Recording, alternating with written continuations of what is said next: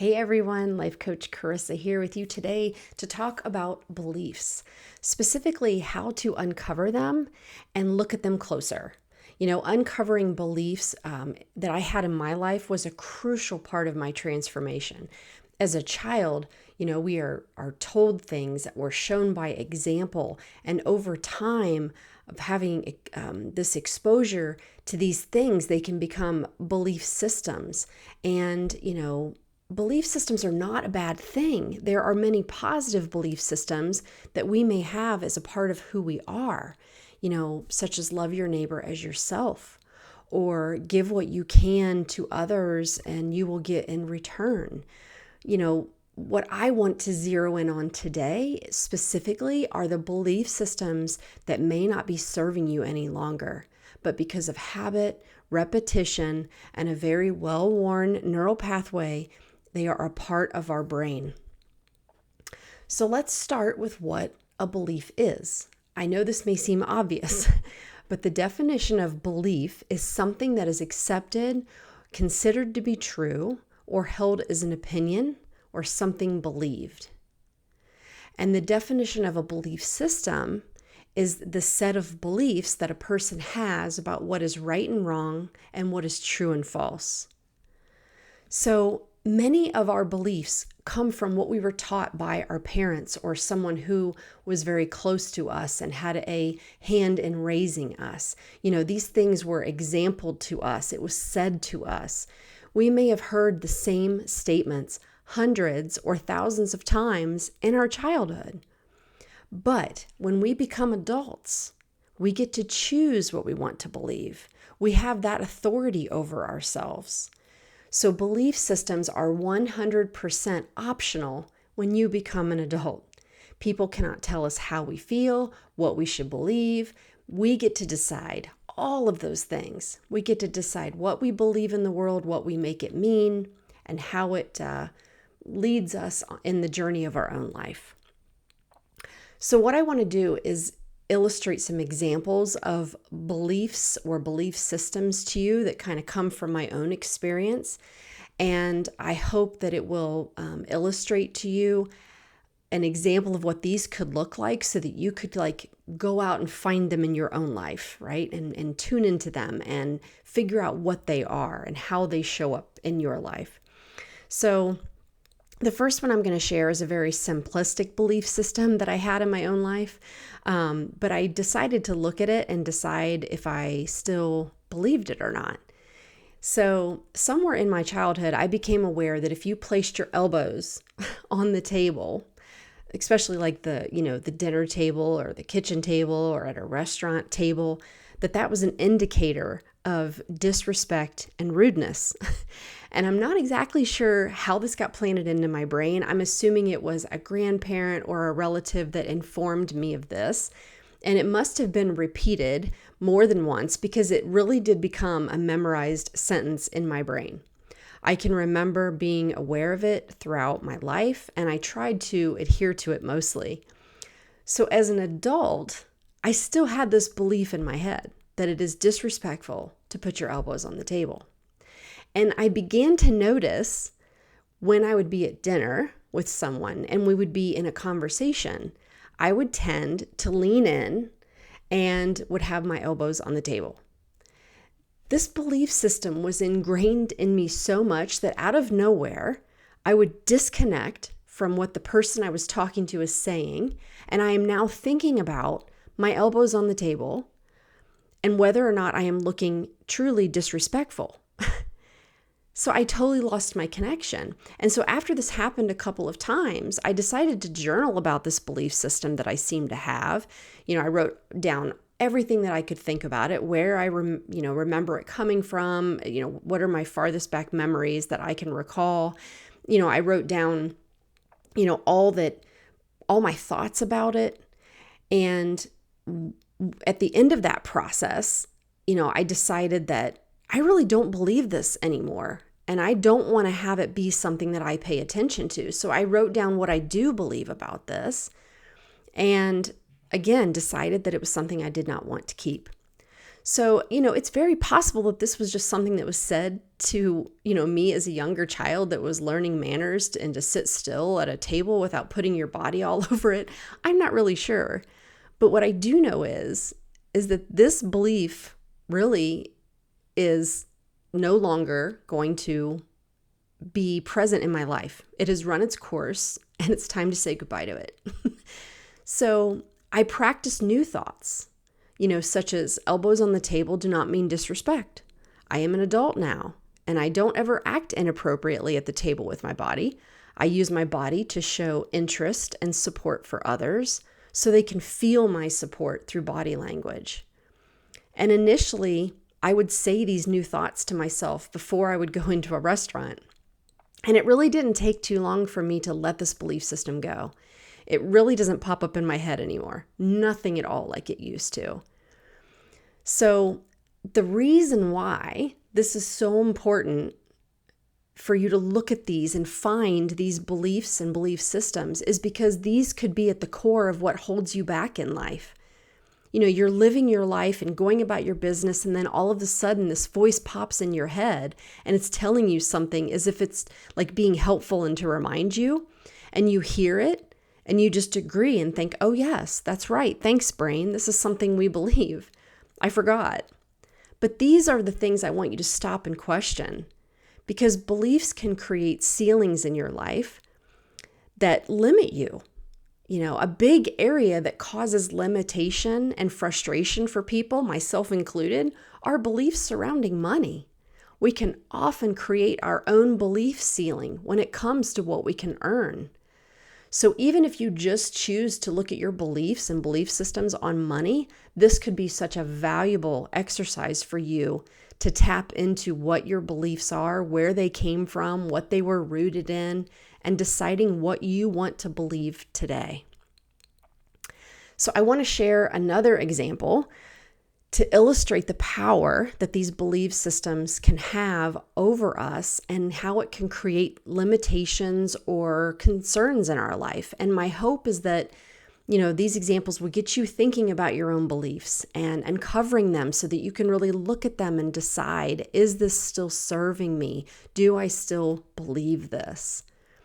So another belief system that I uncovered in my life was that it didn't matter how hard you work, there was always still more to achieve and to go after. You were never done, and things were never good enough. In fact, I can recall hearing that statement numerous times in my childhood. Good enough never is.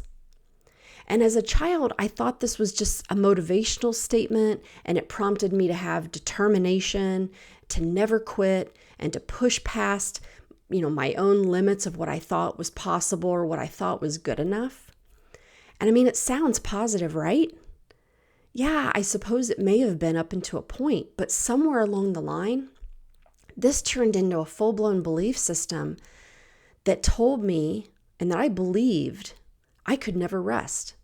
I could never take a break. I could never feel like I contributed enough. It was as if there was this bar above my head that was raising day after day after day. I was the one raising that bar. No one was doing it to me. It was my own belief system.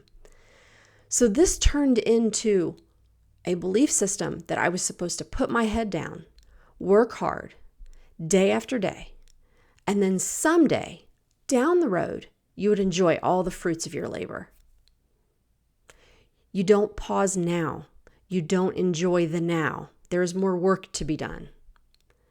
This ultimately led me to working 12 to 18-hour days on a regular basis. It led me to aggravation, poor health, and an overall bad outlook on life. And repeating those beliefs kept me in a place that I don't believe I was meant to stay. And the discomfort that I felt on a regular basis, I believe was an indicator that I needed to relook at this belief. And it took me a while, but I finally got there once I learned the value of this exercise. Now, here's where a belief system can start to branch off and affect others and have negative impact in your life, because I began to have that belief system that I had become an expectation on my family. Those same expectations I had for myself, I placed on others. And my brain had believed this for so long that it literally felt important to my survival. I was continuing the cycle. But stopping to look at this belief and stepping back, I was able to see that it was all a story that I had witnessed as a child. And now as an adult, I can believe what is true to me. I want to believe that hard work is not something that can just be checked off a list. What if I wanted to look at the contribution and value I bring to the world, but there is not this obvious tangible output? How does that challenge my brain? What if my contribution to the world looks like me learning how to enjoy life as I go along the journey and teach my kids how to create value in the world? Something bigger than a to-do list. What if I show up how I'm meant to? What if I show others how to rest? What if I show others how to enjoy what we have? What if I do tap into what is true to me and it allows me to show up in the world in a new way that I never dreamed possible? There is not one road to being accomplished. It has many different variables, measurables, destinations. I had a belief system that you put in more hours to be more successful. I now believe that that is absolutely not true, and it is not a fact. I can make a difference in the world, and I can do it however makes the most sense to me. And I am the only one that gets to decide what is right for me and what feels right to me. We must be willing to be wrong. We must be willing to go back and look at something closer and let it be okay for it to not be something that we still believe today. Question it. Decide if it still fits who you are today. Many things we believe are not serving us, but we are too busy living life on autopilot and not stopping to question the information that is stored in our brain. This is one of those exercises that you may not be able to sit down in one afternoon and complete it. It may take some time for you to get in tune with your feelings and go deeper into why you feel a certain way and see if there's an underlying belief system at the core that is causing the foundation of your discomfort. I've worked with so many clients that have belief systems. They just never thought about them in this manner. And the feedback, has been so positive when they do this exercise. It allows them to look at it from their current perspective and decide if they like how it shows up in their life. It's like sometimes we just need the nudge or the permission to be proactive and change something so deeply ingrained about ourselves. It also isn't easy for everyone. Depending on the belief system, there can be a lot of emotional attachment, which just means those neural pathways in your brain are very strong, and you will have to be very intentional and mindful to replace those old beliefs with your new ones.